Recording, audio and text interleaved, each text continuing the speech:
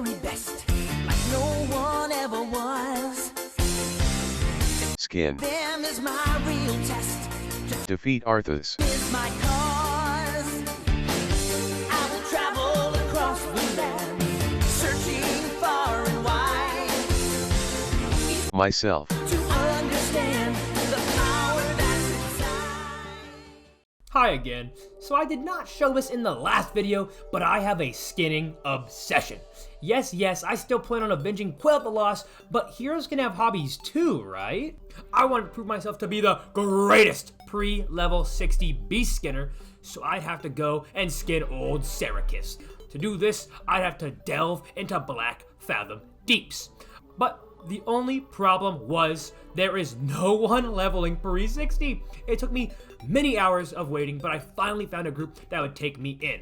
Funny enough, it was the greatest dungeon run of my life. And they were a bunch of noobs too. There was no deaths, no wipes, and we breezed through it even though half of us were barely leveled enough for BFD.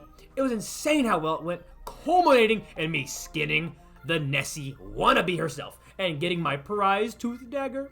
But before we get ahead of ourselves, let's start from where we left off in the last Revenge on Arthas video. I quickly made my way back to Silvermoon to report my success in the Ghostlands. From there, I teleported to the Undercity, said hi to my wifey, hi babe, and then hopped on the Gabo Zeppelin headed to Orgrimmar. I then ran all the way to the Barrens, which truly were deserted, with all of our heroes popping off in Northrend. I failed to complete my rogue quest like a loser, and then traveled to Stone Talon Mountains. I killed some goblins who didn't believe in global warming, and some spiders who had gotten too big for their britches. I then traveled to Ashenvale, where I started one of the worst quests in Classic WoW, and then snuck my way around Astanar and booked it to the Little Troll Outpost. It was there where I gathered quests for my first Wrath dungeon run of the series. The reason why I wanted to run this dungeon specifically was because I wanted to skin a beast like big ol' Sarkis, who resided in the deeps of Black Fathom Deeps. Also, there was something about a dagger drop, but who needs upgrades, people, upgrades?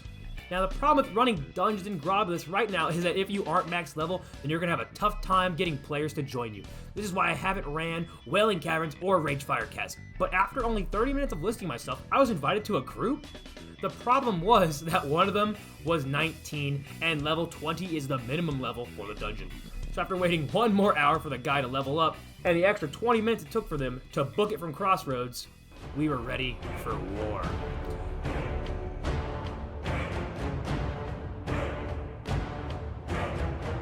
We all entered the instance and did an all-out free-for-all, grabbing these crystals, which would lead us to a couple of dungeon quests. It sounds chaotic calling it a free-for-all, but somehow a mob of 5 dudes fucking up satyrs then grabbing crystals willy-nilly was really efficient. Once all of us were full on these things, we headed back to the village to trade the crystals in for quests. We ran through all these losers again, and finally, after an hour and 45 minutes of waiting, I entered Black Fathom Deeps. Nessie upcoming! We easily carved a path, killing stupid murlocs and blue mega crabs. Next, we had to do a little hardcore parkour. Look at you, Blizzard, ahead of your time. But seriously though, if you mess up this jump, you deserve a wipe. Don't look at the damage charts. We had a warlock and a mage, so the AoE was insane.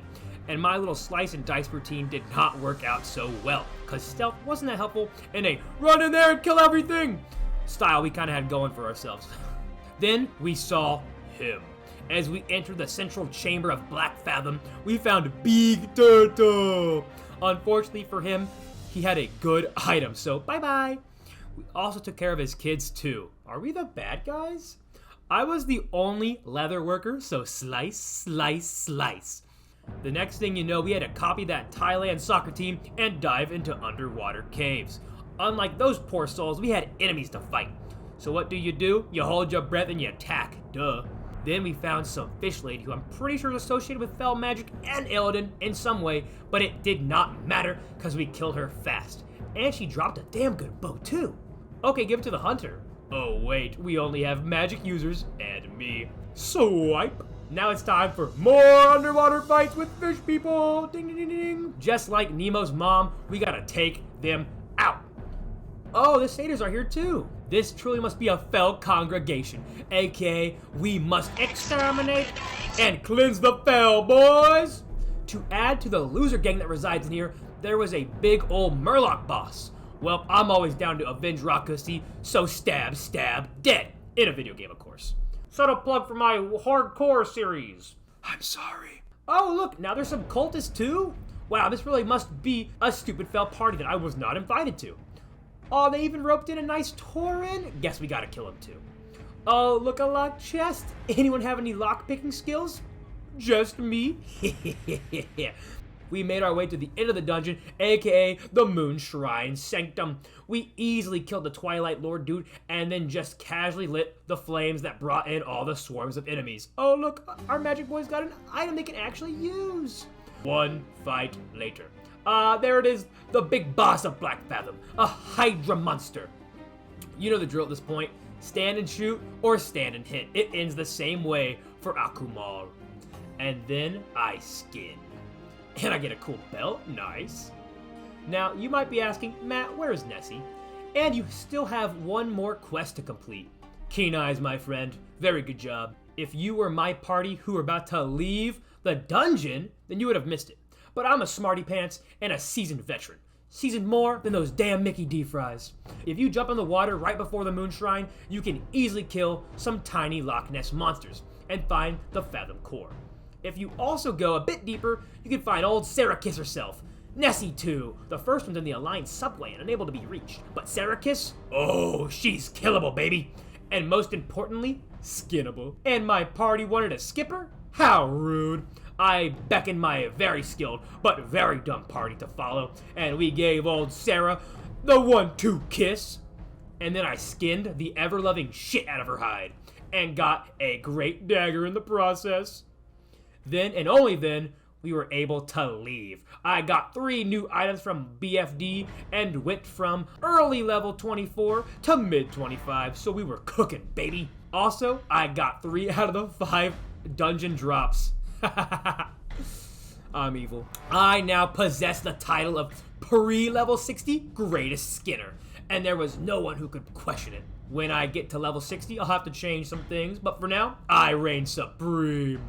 I waved goodbye to the party who were as stupid as they were good, and left Ashenvale one step closer to Arthas Menethil. We coming for you!